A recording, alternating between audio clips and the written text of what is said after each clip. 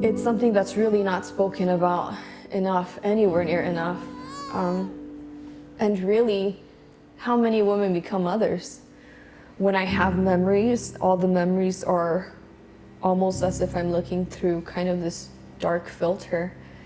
I don't really recall light except for our Christmas tree.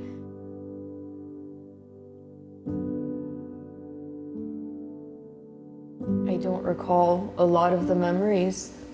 There's just kind of bits and pieces that I remember maybe the first 4 months of his life or so.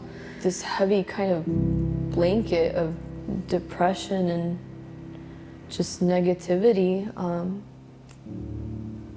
Aside from that, there's no really like unique memories.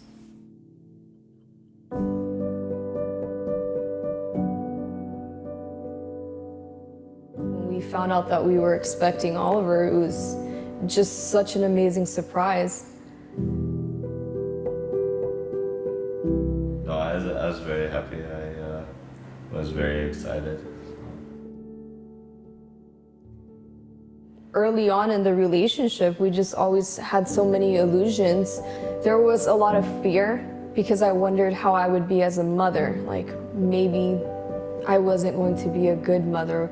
But otherwise, once we started seeing the ultrasounds, everything was just pure excitement and love. And I had such a strong connection with Oliver.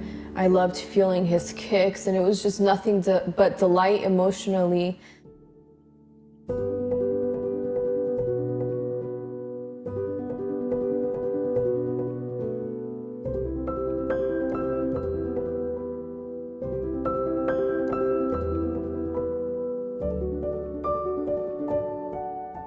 I recall asking, is it okay if I pick up my hospital bag? Because I had this image of how everything was going to go. And she goes, no, you need to go now.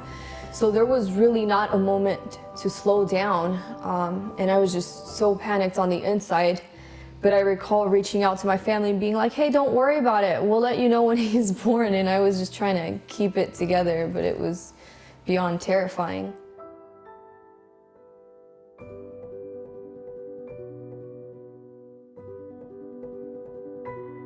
Again, everything that I had watched, these YouTube videos, these documentaries with mothers speaking, it went out the window. Part of it, I felt like I let myself down because I had rehearsed everything. I was going to be very strong. I didn't need any pain medication. And I just had this idea of how it was going to be, and it was the complete opposite.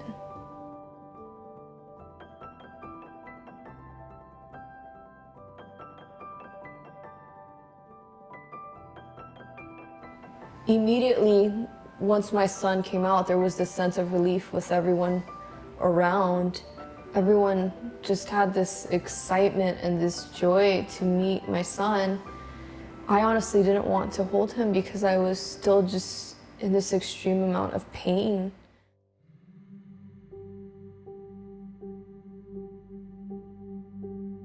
I was very relieved. I remember thinking how, handsome and gorgeous he was. I feel devastated because I could see how much pain and anguish my wife is in as well. So. No matter who held him, whether it was his father, his grandmothers, he would cry. And the second they laid him on my chest, he would just immediately stop. And it was amazing that, reflecting on it now, that he had this bond with me immediately, that he felt this with me. But I didn't feel anything. I saw a baby, but that was it. It was almost like immediately that feeling that baby that I had, that I would play with his toes and with his hands, was gone. It just felt very, very lonely.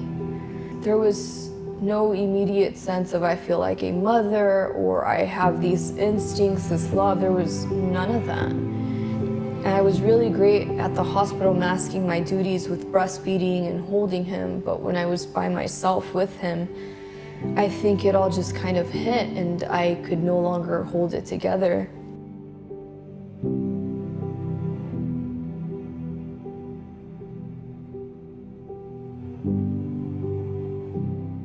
Initially, I guess you would say that the postpartum depression really came out and exposed itself was when my husband took a shower.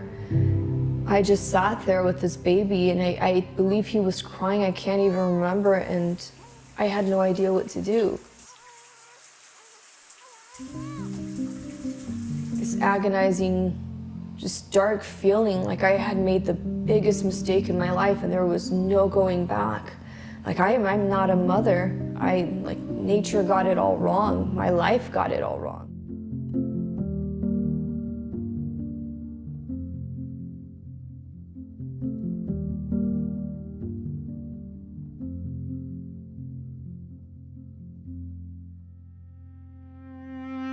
For example, when we called the hospital and asked for guidance, they said basically, well, if you're a harm to yourself or to your baby, then we'll have you admitted to the psychiatric ward. And I even recall considering that option because I felt like I needed to be away somehow. And I asked, well, what about my husband? And what about my son? My husband is a new father too. He has no idea what to do. And they said, they'll be fine.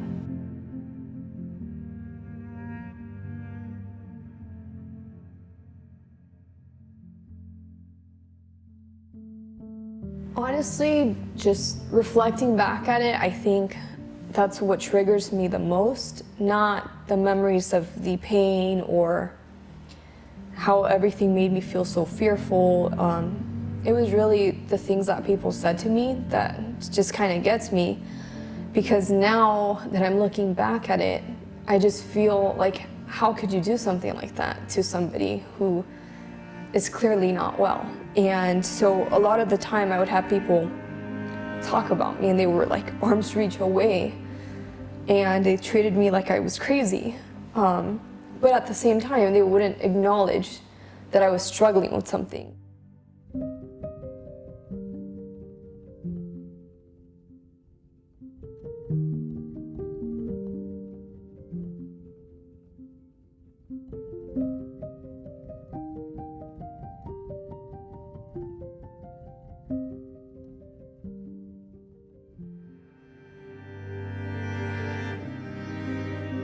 I remember just doing things that I'm so ashamed of, like when we did have family members take care of my son, I remember feeding him formula behind their backs.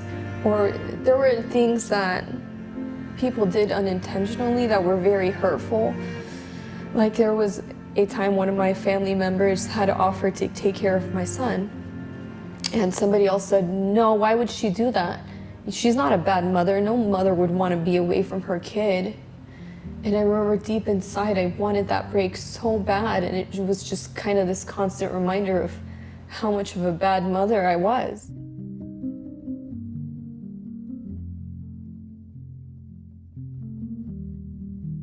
Fear of when he would wake up kept me awake.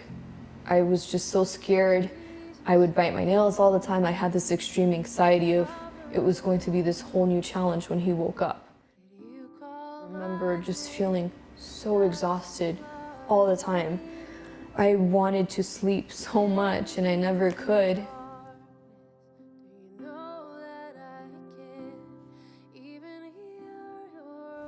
I kept feeling like I was failing both my son and my wife.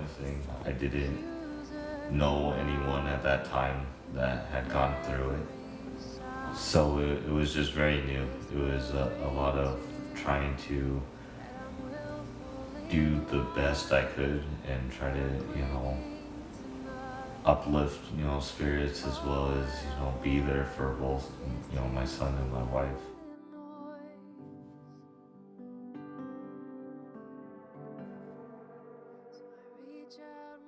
I would say through my darkest moments, I think a lot of what helped me was having the support.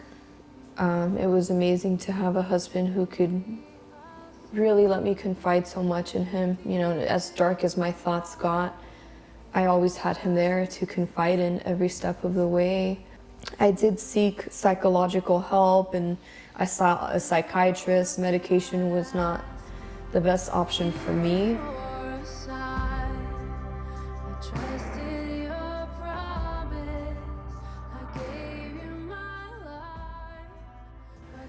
I think really one of the biggest variables in there that changed everything was rest.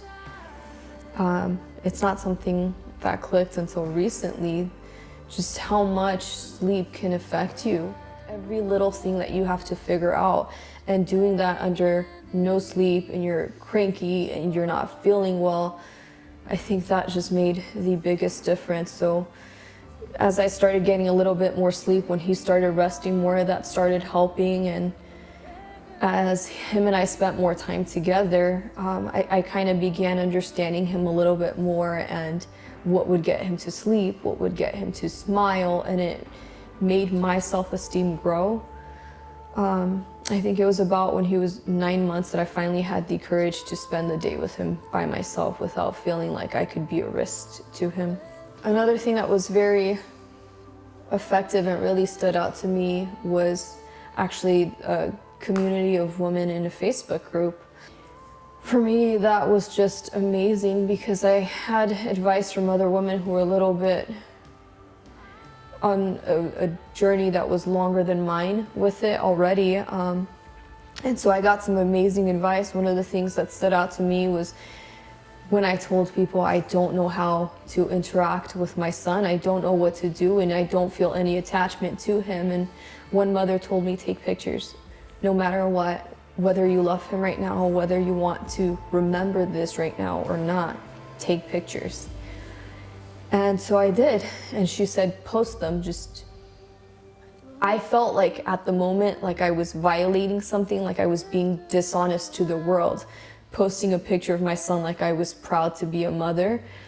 But I did so anyway because she told me, and now looking back, that's kind of why I have all the newborn pictures that I have of him. And if it wasn't for her, I would have nothing.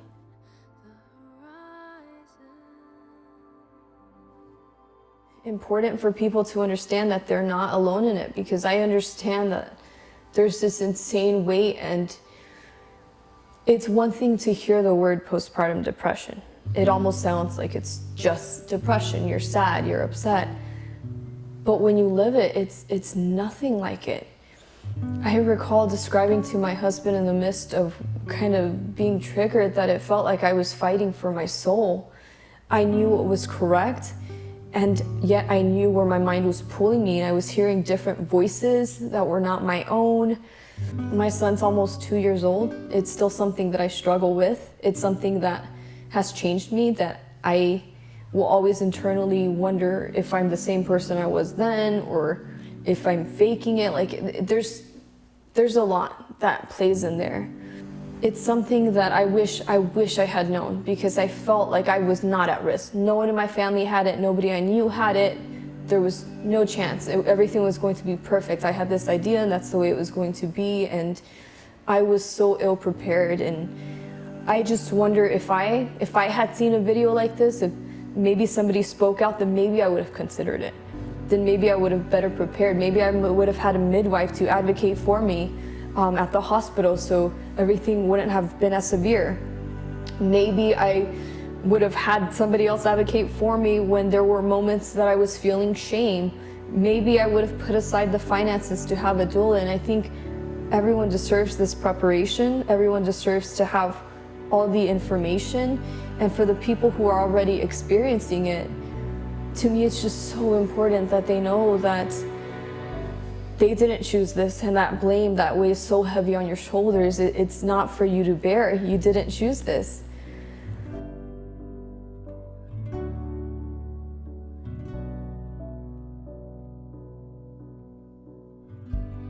I would think to some extent we're all a part of it. Even I am, because I don't post pictures when I'm upset. I post pictures of my son when he's smiling, when I'm happy. And so anyone that's looking from the outside is going to see this perfect mother. Everything that's ever really advertised is for a perfect picture. A lot of our society just plays this picture that you have to be this amazing, perfect mother, and it's nothing like that. Motherhood is absolutely nothing like that. One of the biggest things that I was taught forcefully is to not judge others. I saw these women who hurt their children on the news, And I thought, what a horrible person. What person does that? Your body, your being has designed you to be a mother. How do you violate your child? And I didn't understand, because when I was in the moment of my depression, I was so close to being that mother. Every single day I wondered if I was going to be that mother on the news. That's why I wouldn't let myself be alone with my son, because that was my biggest fear. I felt like, just like I was walking side by side with that picture of that mother who killed her child.